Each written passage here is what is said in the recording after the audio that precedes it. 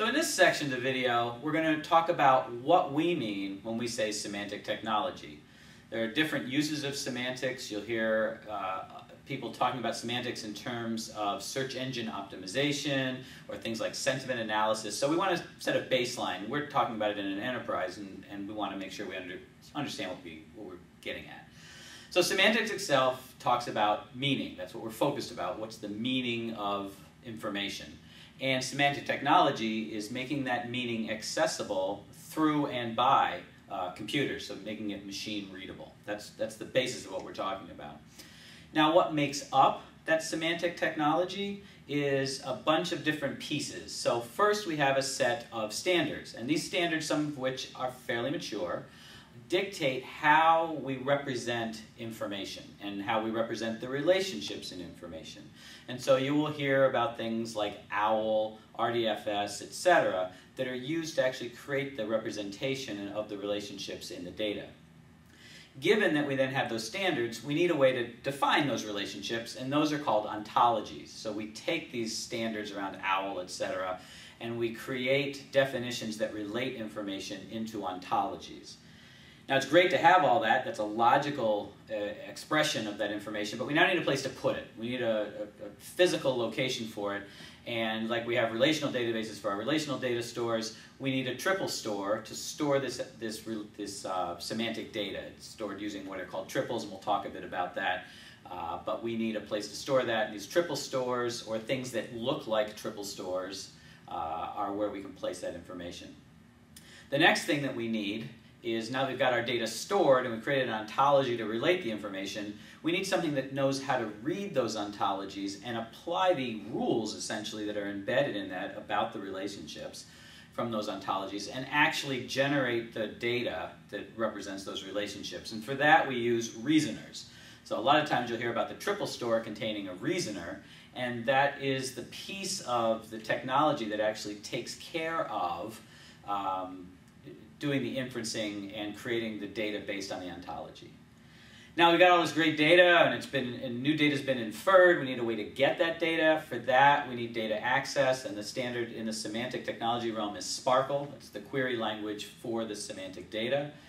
And then we're talking about computers reading this data. The computer programs need a way to get at it, and we need APIs that can then talk to it. And we mentioned a couple here that happen to be Java specific, Jenna and Sesame, that allow us to get at the data in the triple store, support the Sparkle queries directly, or actually getting at the data model itself. So when we talk about semantic technology in the enterprise, these are the types of components and information that we're going to be focused on.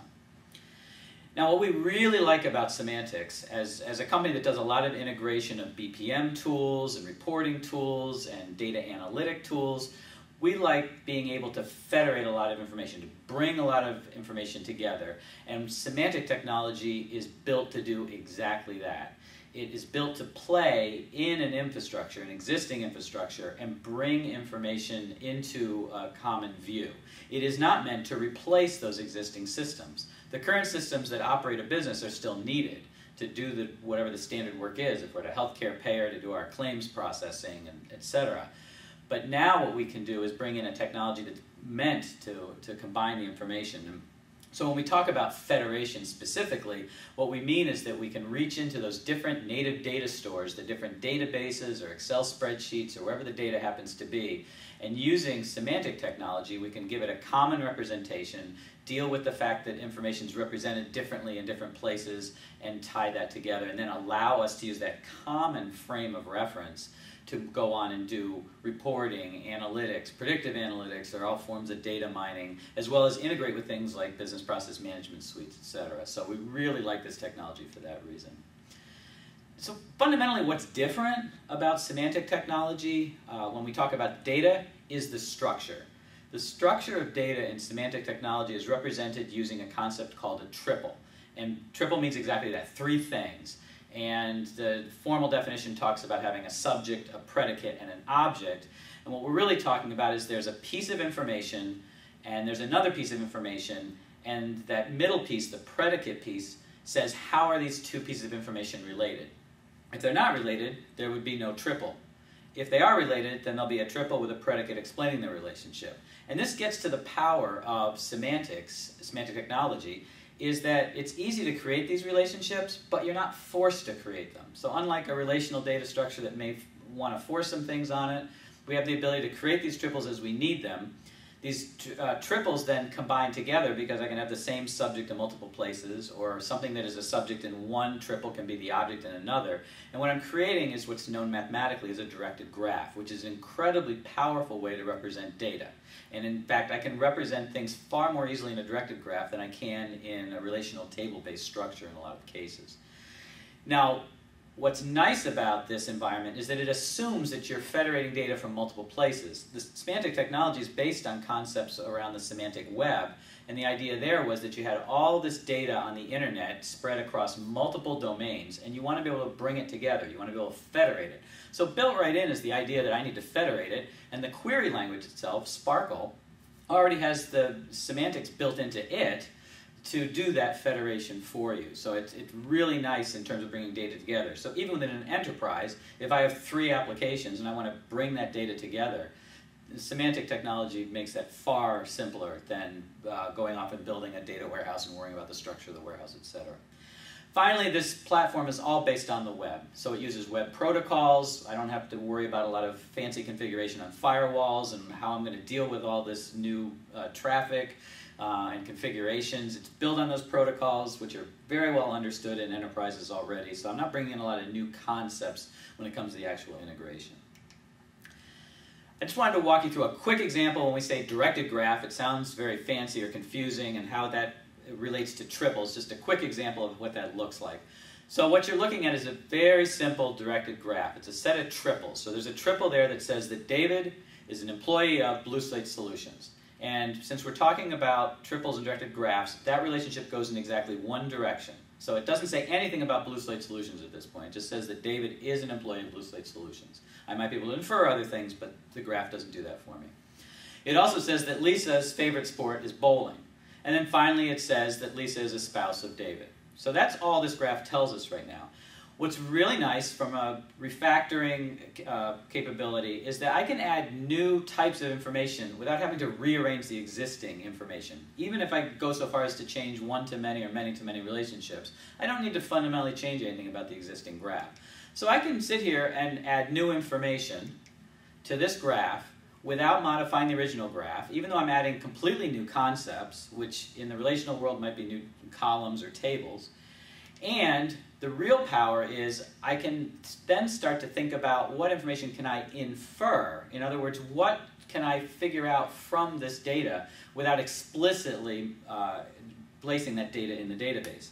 So an example here is that I've said that Sarah and Michael, that Michael is a full sibling of Sarah, meaning that they have the same mother and father. Well, once I know that, if I find that the father of one and the mother of the other, then I know that the inverse relationship must exist, and I can create an ontology that does that, and then the system can infer that David's the biological father of Michael. And so this begins to show just a little hint of the power of using this technology when federating data and building ontologies to explain those relationships, that then those relationships can, through the ontology, enrich themselves, essentially. Now this physical structure, as I've said, very simple. Triples are very small data representations, which means there isn't a lot of information in the triple itself, and that gives us a lot of flexibility, and that definition is in the ontology, which is a logical structure. The beauty of that is that I can change that logical structure without having to refactor the physical structure. So if you think about what sometimes goes into changing a data model, there's a lot of times a physical refactoring that goes on of a database. In this case, the refactoring is usually around logical relationships in the ontology, and not so important and rarely necessary to sit there and rearrange a lot of the physical data relationships. So it's very powerful when we talk about quickly bringing data together, and Mike will talk about big data and things like that, and this is really powerful for that. So just to review what we've talked about, we've got a directed graph. The power of that is that it makes it easy to relate our data, even though it's coming from different sources. We have standards like RDF, RDFS, and OWL that allow us to create definitions for the data, and these are logical definitions, so the definition is separate from the physical representation. We use a reasoner to then allow the data to be enriched by that ontology. And the relationships themselves, by virtue of the triple, are very flexible. Things can come and go. Different parts of an organization can look at that data differently, have different ontologies that enrich it in different ways, and it can all peacefully coexist.